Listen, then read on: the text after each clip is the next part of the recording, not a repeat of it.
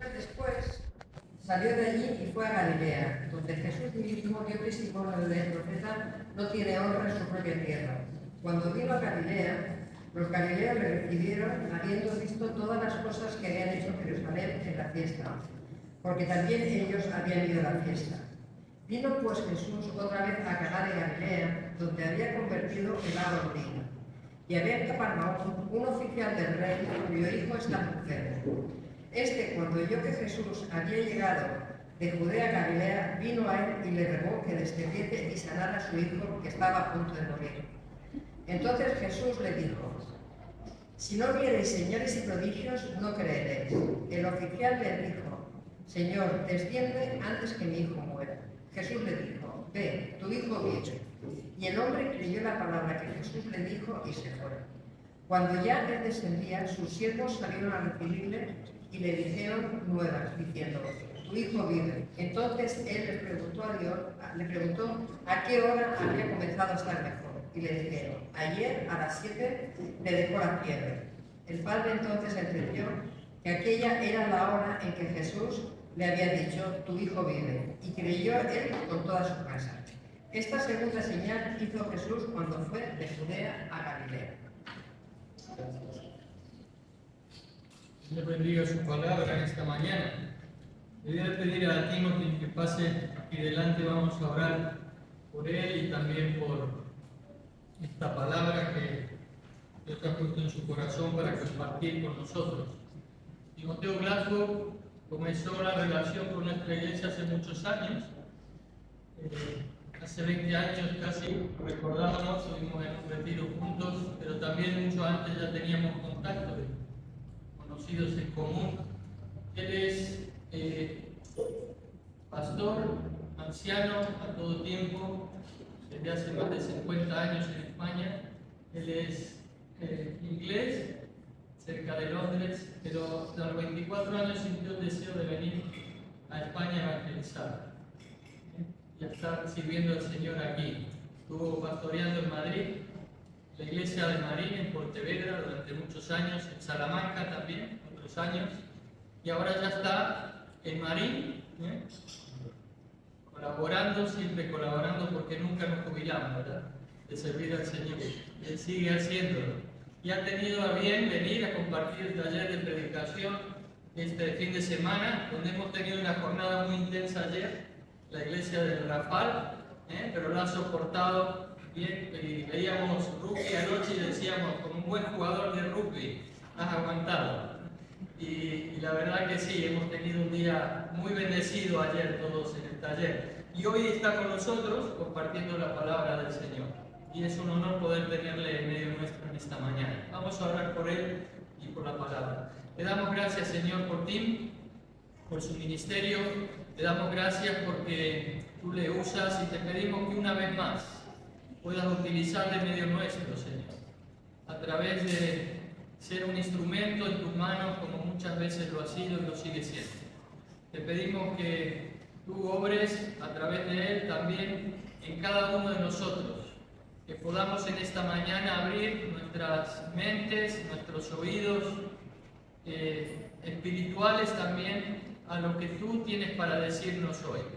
Tú tienes un mensaje claro y personal para cada uno de nosotros en esta mañana. Y te pedimos, Señor, que podamos recibirlo con humildad, sabiendo que proviene de ti. En el nombre de Cristo Jesús. Amén. Muchas gracias, Pablo, por estas palabras de introducción, y gracias a todos vosotros por este privilegio de poder estar con vosotros en una ocasión tan especial como es el 25 aniversario de la iglesia aquí. Es un privilegio y es un placer estar con vosotros en esta mañana. El libro de Hechos es un libro realmente impactante, ¿verdad? Bueno, como todo el libro de la Biblia, no neguemos que hay un libro de la Biblia que no nos impacta, pero la historia de la iglesia temprana en el libro de Hechos realmente es algo que nos impacta mucho. Empieza, como os acordáis, en Hechos capítulo 1 con un grupo de personas relativamente pequeño, unos 120 personas reunidos en Jerusalén. Estamos ya llegando un poco más allá de la mitad del libro de Hechos y encontramos que de este pequeño grupo en Jerusalén ya hay testimonio al Evangelio cristiano en 3 continentes, en Asia, en Europa y en África. Y cuando llegamos al final del libro de Hechos, ya está el Evangelio en el centro del inmenso imperio romano, en Roma mismamente. Notamos, por lo tanto, cómo la expansión del Evangelio en el libro de Hechos realmente es asombrosa. ¿Qué es lo que hace que este pequeño grupo de hermanos en Jerusalén al principio del libro de Hechos, al final del libro ya se haya multiplicado y hay iglesias plantadas en muchas zonas geográficas del Imperio Romano y más allá? Yo creo que hay 3 factores en el libro de Hechos que podemos discernir. En primer lugar, notamos que todo el libro está impregnado de la presencia del Espíritu Santo. Una y otra vez notamos cómo es el Espíritu Santo que guía, que empodera, que actúa para traer grandes bendiciones a la iglesia. La presencia del Espíritu Santo. Y esto es algo que el Señor Jesús remarcó desde los primeros momentos de la historia de la iglesia cristiana. Recibiréis poder cuando el Espíritu Santo venga sobre vosotros y me seréis testigos en Jerusalén, en Judea, en Samaria y hasta lo último de la tierra. La presencia poderosa del Espíritu Santo entre la iglesia de Cristo. Un segundo factor que explica esta extensión tan impactante, tan formidable de la iglesia cristiana en los primeros años de su existencia es el empeño de la iglesia en la proclamación del Evangelio. Un capítulo sí y otro capítulo también. A lo largo del libro de los Hechos vemos cómo el Evangelio está siendo proclamado a pueblos, a judíos, a gentiles, a cuantas más naciones sea posible. Los primeros cristianos, con mucha valentía, con mucho denuedo, iban llevando el testimonio del Evangelio, la proclamación del Evangelio a muchas zonas, a muchos países, a muchas áreas del imperio. La presencia del Espíritu Santo, la proclamación del Evangelio. Yo diría que un tercer factor que explica la extensión del Evangelio de esta forma asombrosa en los primeros años y primeras décadas de la historia de la Iglesia es el poder de la oración. Lo que notamos en capítulo tras capítulo es la presencia de un espíritu de oración en el pueblo de Dios. Incluso en el capítulo 4 vemos que cuando empieza a realizar la persecución, la Iglesia unida se dedica a clamar al Señor, no para que la persecución desaparezca, sino para que el Señor dé a su Iglesia la valentía de seguir proclamando el Evangelio aún en medio de la persecución. Y es este espíritu, esta dependencia del Señor, que marca toda la historia de la Iglesia en el libro de Hechos. Que me hace reflexionar. Pienso en mi iglesia aquí en Marín, o allí en Marín, perdón, en Galicia. Tenemos el mismo espíritu de oración que tenía la iglesia primitiva, la iglesia temprana en aquellos años. Ellos se dedicaban a la oración. La iglesia se reunía para clamar al Señor y vieron los resultados en bendición sobreabundante. No sé cómo es el caso de las congregaciones aquí representadas, pero en nuestra iglesia en Marín tenemos entre semana una reunión de oración y es el menos concurrida de todas las actividades que tenemos. Y me preocupa esto. ¿Dónde está el espíritu de oración? ¿Dónde está el deseo de clamar al Señor? ¿Dónde está la comprensión de que la oración eficaz del justo puede mucho, tiene mucho poder?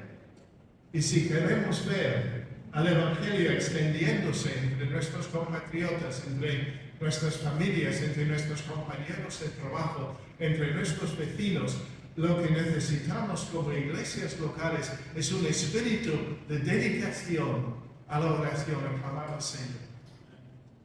Y por ello yo quería llevaros a este pasaje que no hemos leído en el Evangelio de Juan. Es la historia de un milagro realizado por el Señor Jesús. Pero me vas a permitir en esta mañana enfocar este pasaje desde la perspectiva de la oración y las características que deben marcar nuestras oraciones como individuos, como familias y también como iglesias. Quizás lo primero que podríamos decir en cuanto a la oración cuando leemos este pasaje es que la oración es muy sabia. El relato nos enfrenta con un problema grave. Hay un hombre que es oficial del rey. Yo estoy citando aquí de la Biblia de las Américas. El oficial del rey, seguramente del rey Herodes, en Galilea. Es fácil confundirse a veces. En Galilea, allí estaba Herodes, su título oficial era tetrarca, pero él, que tenía una opinión muy elevada de sí mismo, prefería que le llamaran rey. Y aquí hay un hombre que ocupa una posición de importancia en el sistema burocrático del rey Herodes. Es un oficial del rey, un hombre importante, un hombre poderoso, un hombre con recursos. Y sin embargo tiene un problema que no puede resolver. Su hijo está enfermo y está al borde de la muerte. ¿Qué hace este hombre? No sabemos si ha consultado algún médico del corte de Herodes. No tenemos ni idea de las gestiones que había hecho, pero aquí le vemos haciendo la cosa más sabia que podría hacer, que era traer su problema al Señor Jesús. Y esta es la primera característica de la oración. Cuando estamos en lucha, cuando estamos en medio de dificultades, cuando anhelamos bendición, cuando hay situaciones y circunstancias que nosotros no podemos manejar, lo más sabio es traer toda nuestra problemática a la persona del Señor Jesús. Y esto es lo que hace el oficial del rey en este momento. Nos dice el versículo 46 que Jesús vino otra vez a Caná de Galilea, donde había convertido el agua en vino, y había allí cierto oficial del rey cuyo hijo estaba enfermo en Capernaum. Cuando él oyó que Jesús había venido de Judea a Galilea, fue a su encuentro y le suplicaba que bajara y sanara a su hijo, porque estaba al borde de la muerte. La situación era gravísima. Y ante un problema muy grave, tan grave, el Padre sabe que hay una sola solución. Hay una sola persona que acudir. Trae su problema al Señor Jesucristo. Hacemos sabiamente, hacemos muy sabiamente, si traemos al Señor en oración todos los problemas que nos afligen. A veces en nuestra vida queremos resolver nosotros mismos nuestros problemas y encontramos muchas veces que no tenemos soluciones. Hay situaciones que se nos escapan. Pero yo os quiero decir, en el día de hoy estoy seguro que por lo menos la inmensa mayoría de los que estamos aquí en esta mañana estamos de acuerdo conmigo, estáis de acuerdo conmigo, que lo mejor que podemos hacer cuando tenemos un problema grave es acudir al Señor Jesucristo. La oración eficaz es sabia. Pero la segunda cosa que me choca en este relato es que la oración eficaz es, en segundo lugar, humilde. Aquí tenemos un hombre que era un oficial del rey. Suponemos que tenía muchos recursos. Quizás podría haber mandado a alguno de sus siervos a buscar a Jesús. Porque siervos tenía, lo leemos al final del relato. Incluso me imagino que habría sido posible mandar un pelotón de soldados hasta Caná y obligar a Jesús a descender hasta Capernaum, hasta su casa. Pero no lo hizo. Este hombre, este oficial del rey Herodes, él mismo se traslada a lo largo de los 30 kilómetros más o menos que había entre Capernaum y Caná, llega hasta Caná para suplicar personalmente, individualmente, al Señor Jesús que venga a sanar a su hijo. Es una actitud de humildad. Tenía autoridad, tenía poder, podría haber buscado otra solución. Probablemente hubiera podido obligar a Jesús que fuera con él, pero no lo hizo. Es el que cruza esta distancia de kilómetros y suplica a Jesús que le ayude. Cuando oramos, no solamente estamos actuando sabiamente, pero debemos estar conscientes de la grandeza de la persona con quien estamos hablando, a quien acudimos. Debemos presentar nuestras peticiones con humildad. Los cristianos evangélicos creemos de todo corazón en un Dios que es todopoderoso, que es soberano, que es el Señor de la tierra, que es el Señor de la historia, que es el Señor de las naciones. Es el Dios omnipotente que tiene todo poder y no hay poder que pueda rivalizar con Él. Cuando venimos aquí a la oración, y Él nos invita a hacerlo, pero debemos hacerlo en un espíritu de humildad. La oración eficaz es, primero, sabia, en segundo lugar, es humilde, y en tercer lugar es persistente. La oración sabia es persistente. Hay veces cuando Jesús me sorprende, cuando dice cosas que yo no espero que vaya a decir. No sé si os pasa a vosotros. Cuando oyó este hombre que Jesús había venido de Judea a Galilea, fue a su encuentro, le suplicaba que bajara y sanara a su hijo porque este hombre, este chico, estaba al borde de la muerte. Jesús entonces le dijo: voy enseguida contigo hasta Capernaum. Pues no. El Señor le contesta: si no veis señales y prodigios, no creeréis. Qué respuesta más curiosa, qué respuesta más rara. Yo estoy esperando del corazón compasivo del Señor Jesús que se preste a ayudar enseguida a este hombre en esta situación crítica, con el hecho de que su hijo está al borde de la muerte. Y parece que Jesús quiere entrar en una discusión teológica.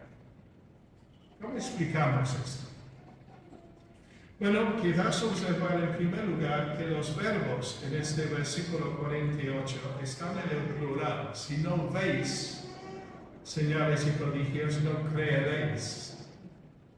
Es como si Jesús no está solamente hablando con este individuo, con este oficial del rey, sino a todas aquellas personas que están alrededor suyo en este momento. ¿Y quiénes son estas personas? Pues el versículo 45 nos lo ha dicho. Así que cuando llegó a Galilea, los galileos le recibieron, pues habían visto todo lo que hizo en Jerusalén durante la fiesta, porque ellos también habían ido a la fiesta.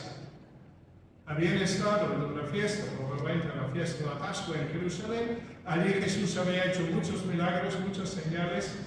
Lo habían visto y ahora estaban muy contentos que Jesús venía a Galilea. A ver si había unos milagros más y nos entretengan. Que vamos, nos acordamos de lo que hizo en Jerusalén. Qué bonito todo aquello. Muchos milagros, muchos prodigios. Jesús, a ver, venga, haznos un milagro a dos para animarnos. Pero es curioso que hablando de esta misma gente, 2 capítulos antes, en Juan capítulo 2, leemos esto. Cuando estaba en Jerusalén durante la fiesta de la Pascua, muchos creyeron en su nombre al ver las señales que hacía, pero Jesús, por su parte, no se confiaba de ellos. No se confiaba a ellos porque conocía a todos y no tenía necesidad de que nadie le diera testimonio del hombre, pues él sabía lo que había en el hombre.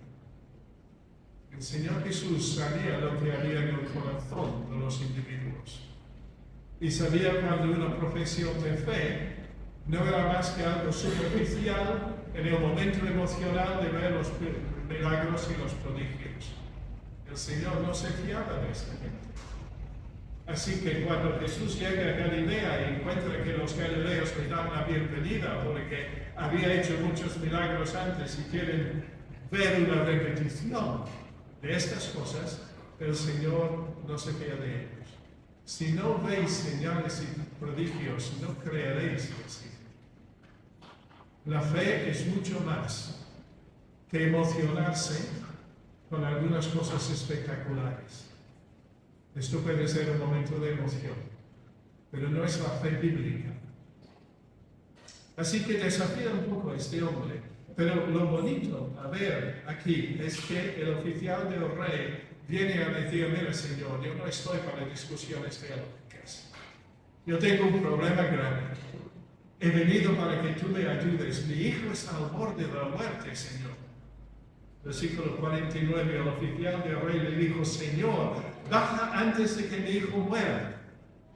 Yo tengo un problema muy grande y no sé cómo solucionarlo. Tú tienes la solución, por favor, Señor, préstame atención. La oración eficaz es persistente. No se dejó desanimar por la respuesta inicial del Señor Jesús, sino que insiste pidiéndole: Señor, ayúdame, ayuda a mi hijo. Cuando el apóstol Pablo escribe su carta a los Colosenses, dice esto: perseverad en la oración, velando en ella con acción de gracias. La oración eficaz es sabia, es humilde, pero también es persistente. De aquí yo tengo que agachar mi cabeza con cierta vergüenza, porque tengo que confesar que la persistencia no es siempre una marca de mi vida de oración, de mi vida de relación con el Señor. La oración que tiene poder es la oración que insiste, que persevera, que clama al Señor y que no se desanima si los resultados iniciales no son lo que esperamos. Pero en cuarto lugar, y no sé si en castellano esto es exactamente correcto, voy a decirlo y luego me decís si esto es gramaticalmente correcto. La oración eficaz es confiada, pero confiada en el buen sentido de la palabra. La oración eficaz es confiada. En el versículo 50, el Señor le responde por segunda vez. Jesús le dijo: vete, tu hijo vive. No voy a bajar contigo a Capernaum. No voy a actuar como tú estás esperando y pidiendo que actúe. Solamente te doy mi palabra. Vete, tu hijo vive. En cierto sentido, como las lentejas, las tomas o las dejas. Yo te doy mi palabra que tu hijo ha sido sanado. ¿Y cómo responde este hombre? Jesús le dijo: vete, tu hijo vive. Y el hombre creyó la palabra que Jesús le dijo. No insiste: no, Señor, no, tú tienes que venir conmigo. Yo quiero estar presente, quiero verte haciendo el milagro, quiero ver cómo tú pongas tu mano sobre mi hijo para sanarle. Yo quiero estar cuando esto ocurra. No, el hombre creyó la palabra que Jesús le había dicho y se marchó. La oración eficaz es confiada en el sentido de que confía plenamente en la palabra y en las promesas de Dios. Cuando era joven, adolescente, pasé por una crisis en mi vida espiritual. Bueno, no tanto en mi vida espiritual, es que un poco el tema era que los planes que yo había hecho para el futuro, pues vinieron abajo y yo estaba un poquitín perdido y no sabía exactamente cómo enfrentar aquella situación. Y una hermana, una chica, amiga, hermana en la fe, me vino y me dijo: mira, Timoteo, esta mañana en mi tiempo devocional el Señor me ha dado un texto para ti. Jeremías 29:11. Y yo nunca había mirado este versículo de la palabra de Dios, no me sonaba de nada, pero lo miré y dijo así: porque yo sé los planes que tengo para vosotros, dice el Señor, planes de bien, de bienestar y no de calamidad, para daros un futuro y una esperanza. En una de aquellas ocasiones, cuando tenía la impresión muy fuerte de que el Señor me había dicho algo muy claro y definitivo. Me había hablado por medio de su palabra, me había dado una promesa. Yo estaba un poco perdido, no sabía por dónde tirar. Mis planes y propósitos habían venido abajo. Y el Señor viene a decirme: Timoteo, yo sé exactamente qué quiero hacer con tu vida. Yo tengo mis planes, mis propósitos para ti. No son planes negativos, son planes de bien. Son planes para darte un futuro y una esperanza. Yo tengo planes grandes para ti. Y ahora, unos 55 años después, puedo decir que el Señor ha cumplido su palabra absolutamente, en todos los detalles. Porque Él es fiel. Porque Él cumple las promesas que nos da en su palabra. Este hombre, pues, escuchó la voz del Señor, y cuando Jesús le dijo: vete, su hijo vive, sin dudarlo, al momento, el hombre creyó la palabra que Jesús le dijo y se fue. La oración eficaz es confiar. Confía plenamente en las promesas de Dios. Tiene la convicción de que Dios no miente. Y la Biblia dice esto.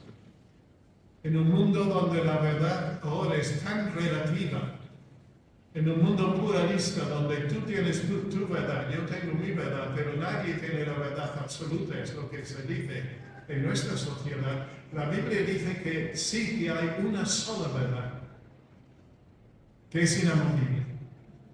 Y el Señor Jesucristo dijo: yo soy el camino, la verdad y la vida. Nadie viene al Padre sino por mí. El Señor Jesús es la verdad. El Señor Jesús es el camino. El Señor Jesús es la vida. Y no hay otro camino. Y no hay otra verdad tan fundamental como esta. Y no hay otra vida que la vida eterna que el Señor Jesús ofrece a aquellos que ponen su fe y su confianza en Él. Uno de mis textos favoritos de la palabra de Dios, palabras del Señor Jesús, donde Él dice: de cierto os digo, el que oye mi palabra y crea al que me envió, tiene vida eterna y no vendrá a condenación, mas ha pasado de muerte a vida. ¡Qué promesa!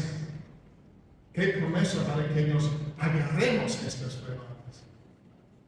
Si oímos la palabra del Señor, como hizo este oficial, si creemos en aquel que dio su vida por nosotros en la cruz del Calvario, si ponemos nuestra fe en Cristo Jesús como nuestro único Dios y Salvador, entonces tenemos su promesa, que el que oye mi palabra y crea al que me envió, tiene no una vida pasajera, no una vida mortal, sino una vida eterna. Tiene la vida eterna y no vendrá a condenación, mas ha pasado de muerte a vida. Y permitid por un momento que solamente Dios os desafíe. ¿Tenéis vosotros esta esperanza segura en vuestros corazones? Quizás hay personas aquí que han escuchado el Evangelio pues miles de veces. Puede haber otras personas que han escuchado el Evangelio, pues no tantas veces o pocas veces, o alguien que está escuchando por primera vez. Pero quiero deciros que el Señor Jesús os ama. Que el Señor Jesús murió en la cruz por ti. Quiere que tú confíes en Él, que pongas en Él, en el Señor Jesús, como tu único Salvador y Señor. El que oye mi palabra y crea que me envió tiene vida eterna y no vendrá a condenación, mas tiene la vida eterna. Así que, retomando nuestros comentarios sobre la oración, hemos visto que la oración la oración eficaz es sabia, que la oración eficaz es humilde, toma en cuenta con quién estamos hablando cuando nos acercamos a Dios, que la oración eficaz es persistente aun cuando no recibimos la respuesta de forma tan instantánea o de la manera que pensamos que nos gustaría recibirlo. Que la oración eficaz es confiada en el sentido de confiar plenamente en las promesas de bien que Dios nos ofrece en su palabra. Y decía también, en quinto lugar, que la oración eficaz es sumisa. Es sumisa. El hombre creyó la palabra que Jesús le dijo y se fue. No insistió más. Volvió a coger el camino que le iba a llevar hasta Capernaum. Tenía un viaje largo por delante, 30 kilómetros, y no tenía coche. Así que tenía que ir, no sabemos si andando o con algún otro medio de transporte, pero por el texto sabemos que no era hasta el día siguiente que había llegado a casa, o sea que aún tenía horas de viaje por delante. Y sin embargo, con la palabra del Señor Jesús, dijo: Señor, si tú lo dices, yo confío plenamente en ti, me voy. Con la convicción de que tú ya has sanado a mi hijo. Aunque fuera 30 kilómetros de distancia. Es curioso, ¿no? Muchas veces en los evangelios vemos al Señor Jesús extendiendo su mano y poniéndolo sobre la persona enferma, sobre el leproso, el cojo, el ciego. En este caso, es una curación que el Señor efectuó a muchos kilómetros de distancia. Porque el poder del Señor Jesucristo no tiene límites. El Señor puede sanarte cualquiera que sea la situación en que tú te encuentres. El Señor puede sanarte y salvarte porque su poder no tiene límites. La oración eficaz es confiada y es sumisa. Se fue. Jesús no le dio lo que él había pedido, porque él quería que el Señor bajara con él hasta Capernaum. Y el Señor le dijo: no voy contigo. Solamente te doy mi palabra y mi promesa. Y el oficial no insistió más, sino que obedeció la palabra del Señor.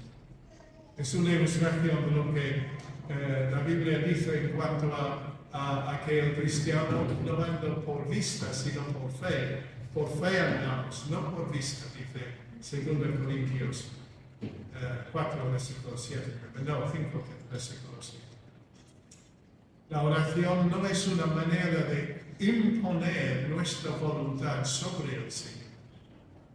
La oración no es la manera en que, por así decirlo, y lo digo con toda referencia, torcer el brazo a Dios para que Él haga lo que yo quiero. La oración es comprender cuál es la voluntad de Dios para mi vida, para nosotros, y actuar en consecuencia. Y das la ilustración más grande de este principio, lo vemos en el huerto de Getsemaní. El Señor Jesús ante la cruz, solamente horas hasta el momento en que le iban a crucificar: Padre, si es posible, pase de mí esta copa. Y sin embargo, no lo que yo quiero, sino lo que tú quieres, hágase tu voluntad. Y eso debe ser siempre el espíritu también de nuestras oraciones. La oración es sabia, es humilde, es persistente, es confiada, es sumisa, pero la oración eficaz es bendecida. La oración eficaz trae bendición. Mientras este hombre bajaba hacia Capernaum, sus siervos le salieron al encuentro y le dijeron: ¡ay, Señor, tu hijo vive! Entonces les preguntó: ¿a qué hora había empezado a mejorar? Y le respondieron: ayer, a la hora 7ª, se quitó la fiebre, que sería más o menos a la 1 de la tarde, según nuestro horario. Ayer a la 1 de la tarde empezó a desaparecer la fiebre y ya está totalmente sano. El padre entonces se dio cuenta que fue a la hora en que Jesús le había dicho: tu hijo vive. En aquel momento se había remitido la fiebre y el chico había quedado sano. La oración eficaz es bendecida. Al responder con fe a la promesa de Jesús, el oficial comprueba que su petición ha sido contestada, que su hijo vive, que Jesús le ha contestado no como él inicialmente quiso, sino según el plan de Dios.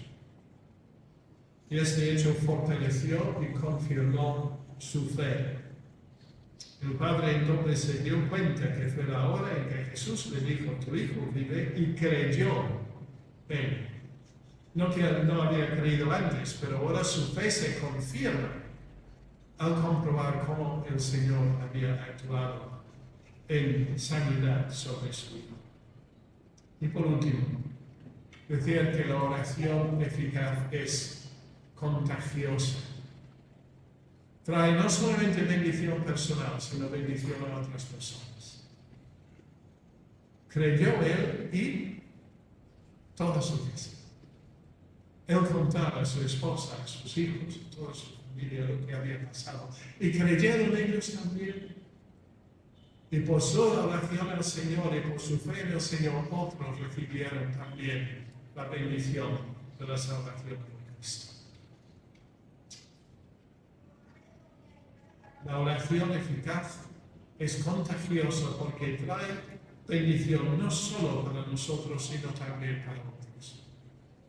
Aquí vemos la intercesión del Padre por su Hijo fue contestada con sanidad. Sanidad para su Hijo y la conversión de toda la familia.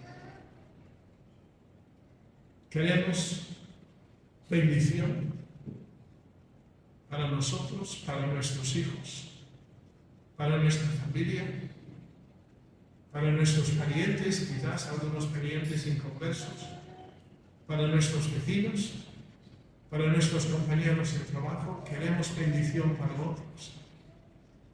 La oración eficaz del justo puede mucho. Y debemos ser, hermanos y hermanas, debemos ser personas que intercedemos constantemente delante del Señor por los que nos rodean. Porque queremos que Él los bendiga, queremos que traiga bendición a sus vidas. Y nosotros podemos contribuir a esta bendición clamando al Señor en oración. ¿Qué conclusión sacar de todo ello? No dejemos de orar, porque nuestras oraciones pueden ser contestadas al ver cómo el poderoso Salvador trae sanidad espiritual y salvación eterna, incluso en situaciones que para nosotros nos podrían parecer imposibles. Una iglesia poderosa es una iglesia que sabe unirse en oración, clamando al Señor. 25 años de testimonio. Y si el Señor quiere muchos años más de bendición, nuestra bendición puede ser una tremenda realidad, hermanos y hermanas, si en nuestras iglesias aprendemos que la oración es vital y que debemos entregarnos y clamar al Señor para que Él traiga lluvias de bendición sobre su pueblo, en Mallorca, en Pontevedra, en toda España, en esta nación tan necesitada. que el Señor puede traer las bendiciones de su sanidad espiritual, de su salvación eterna. Que el Señor bendiga su familia.